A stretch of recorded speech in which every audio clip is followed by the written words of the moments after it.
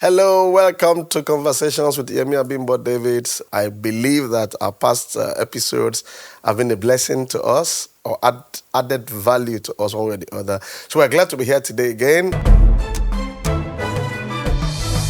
Conversations. Yeah. You see, I said something in our last episode about if you want something to work, that's the foundation. If I want my relationship with you to work, I believe that God brought us together, whether marriage or not marriage, in that sense. Then when anything happens, I somehow still want to rescue that relationship beyond the issue we are dealing with. I don't know whether that makes sense. So if that is my goal, to still rescue the relationship beyond the issue, it should affect the way I handle the issue. So I don't now try to win the argument and then lose my own child or my own son or my own daughter or my own spouse. I think it's foolishness. So we have to prioritize. Okay, yeah, that's a situation. Okay, my child didn't do well in mathematics. So because of that, I will now dismantle my relationship with the child by saying you are olodo. I don't know what olodo is in English. You are olodo. Your head is not correct just because of mathematics. So I'm trying to deal with mathematics and I'm destroying the esteem of the child. I'm destroying my relationship with the child. So, but if I want that relationship to still exist well, then it will affect the way I deal with the mathematics. I think you want to say something about that. I think there's basic social skills and etiquette that people should have generally that helps whether you're talking to or dealing with your child, your spouse, your boss, a colleague. Basic skills of, we talked about it, listening. And I'm still going back to that place of perspectives. It's okay for people to have differences in opinions, but listen. Don't listen to respond. Listen to understand them. Understand where they're coming from. Even the Bible, in fact, it's interesting that the Bible talks about a lot of these things, especially in Proverbs. So let me just read something. Proverbs 18:13 says, listen before you speak. For to speak before you've heard the facts will bring humiliation, because until you get the facts, getting the facts means allowing the person to speak. Know where the person is coming from. Understand why the person is doing what they're doing. It also speaks to winning the argument and losing your friendship, because once you hear, you may not get, they may not even be right, but you understand that this place is where she's coming from. I'm looking at my husband from the side. I see that there's a side cut he has. You may not see it, and I may be saying that he has a side cut. You say, and you're saying he doesn't, because of where you're seeing from. So it doesn't mean I'm wrong. It doesn't mean you're wrong, but just listen.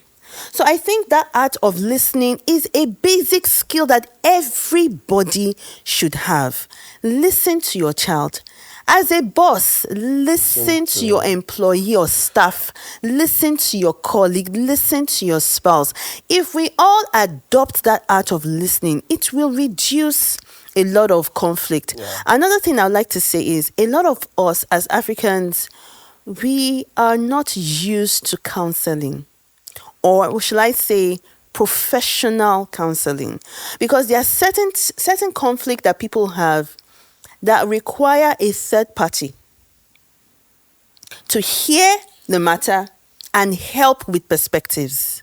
So it's important that even as Africans, Nigerians, men, women, we help ourselves, help yourself. Sometimes you've gone through several background issues, experiences, and it takes one professional sitting down with them asking you questions, and you just realize that, oh, okay, it's just a third party. So I think as Africans, we need to help ourselves, even with our relationships. There are situations that may require, not every situation, but there are certain situations that require a therapist, a counselor, a mentor, somebody that will help bring, I think we need that, because most of the conflicts that people have, sometimes you're shocked at the perspectives of both parties, and a neutral party would bring some balance, maybe some clarity, just for us to pick the right third party so that we don't have wrong intrusions. Anyway, we're going to go on a short break. I will continue with this powerful discussion. Don't go away.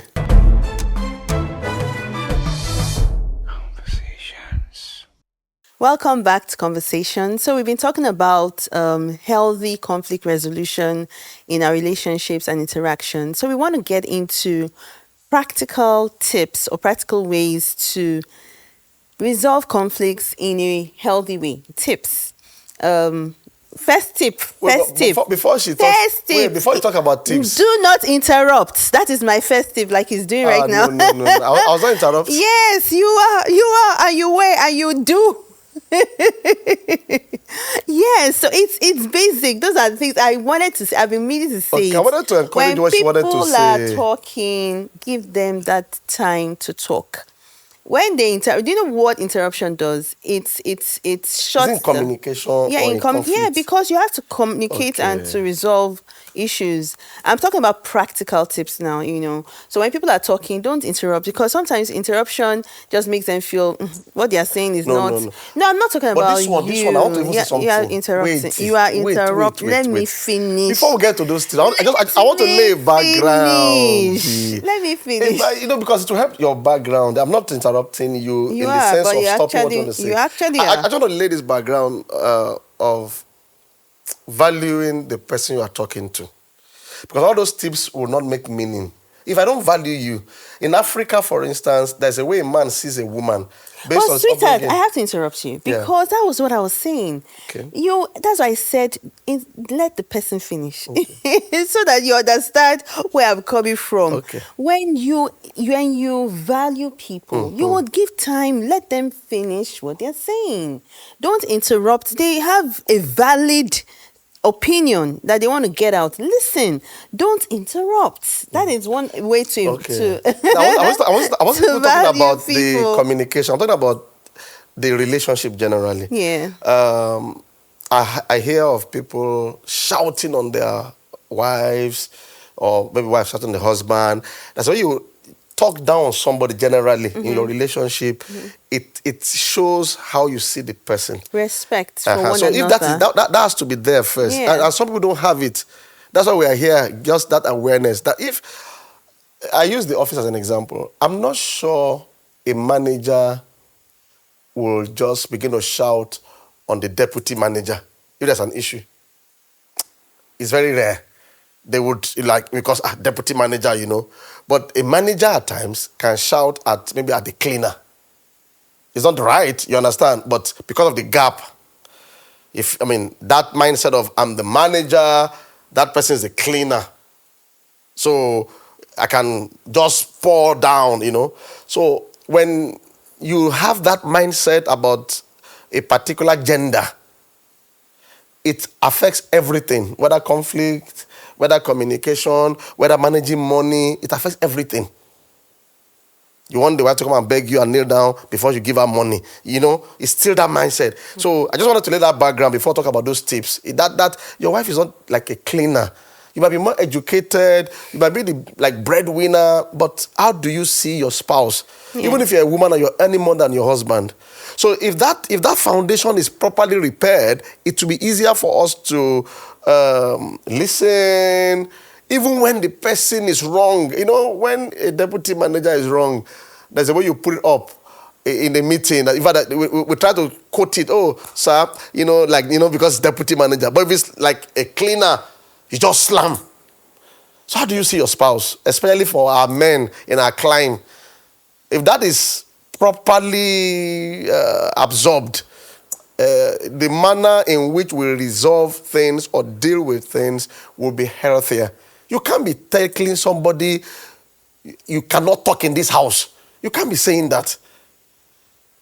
You can't be telling someone you are... Okay, Let me not use those words. So I just to kick off on what you said as well. Setting boundaries. It's important to set boundaries within any relationship as to what will be said, what not to say. In this home, in this marriage, we would never go this way. We will never talk about this, or we'll never say this to you. I will never use this word. These are the boundaries of relationships. So it's important to set them.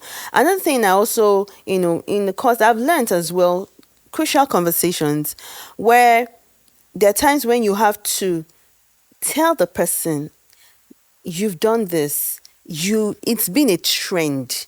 I won't take this. It's important to have such conversations. For instance, at work, there are times when you have to fire someone. It's okay to fire someone when the person That is abuse the not doing person. their job, and you've been warned, you've been queried, you've been put on probation, you've been helped, you've been encouraged, and your work is not getting done. You fire the person, but you don't fire the person in such a way where you break the person. That's what we're trying to say. Sometimes you have to have those crucial conversations, crucial action steps, but let the person leave with their esteem still intact. Let the person leave with some encouragement that, okay, I didn't do well here. And understanding what Yeah, happened. because you have gone through the process of trying to help, trying to encourage, trying to correct, but then they still go on, and then you say, you know what, you've brought ourselves into this where you have to be fired at work, where you've had to call a third party, where you have to have interventions being done because somebody is not getting it. It's okay, but you can still. I believe in this saying. I heard it. I think I read it. That people will forget what you say, but they may not forget how you made them feel. It lingers for years. That when I went to had this person, met this person, they were very hard. They corrected me, but they respected me, they valued me. You never forget such people, because there's a feeling that there's something that they exude. They make that respect, that value can never. You may forget the words, but you never forget how people make you feel. Yeah, so I think that's the end of the episode. I didn't want to interrupt, so thank you for everything we've learned today. We'll apply them and put them to practice. Thank you. God bless you.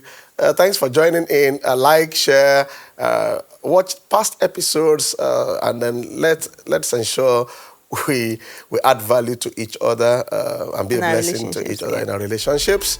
God bless you. See you next time.